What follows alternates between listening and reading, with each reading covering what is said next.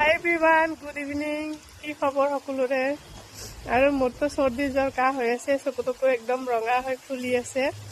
মানে দিনটো বিচনাতে আছিলোঁ, একদম ভালকৈ খাব পৰা নাই, শুব পৰা নাই, উশাহ চুশাহ একদম নাচাক বন্ধ হৈ গৈছে, উশাহ পোৱা নাই ভালকৈ। মানে মোৰ চাইনাছ প্ৰব্লেম আছে কাৰণে অলপমান ঠাণ্ডা পালেই মানে মোৰ চৰ্দিটো বাঢ়ি যায়। এয়া ইনহেলাৰটো লগতে লৈ আছোঁ আৰু মই জেলি খাই আছোঁ এয়া। আৰু বতৰটো মানে একদম বতাহ বলিছে, দিনটো গৰম আছিলে, ৰ'দ দিছিলে, ধুনীয়া বতাহ বলিছে। এতিয়া মানে আকাশখন একদম ক'লা হৈ গৈছে, ডাৱৰীয়া হৈ গৈছে, বৰষুণ আহিব চাগে। এতিয়া যি ঔষধ সেনেকৈ খোৱা নাই বাৰু, মই হোমিঅ'পেথি খাইছোঁ, এল'পেথি খাইছোঁ। লাষ্টত মোক মানে অপাৰেশ্যন কৰিব দিছে। মই সেইবিলাকত ভয় লাগে কাৰণে মানে ঘৰৰ পৰাও মানে আমাৰ আম্মাই ভয় কৰে কাৰণে মানে অপাৰেশ্যন কৰিব দিয়া নাই।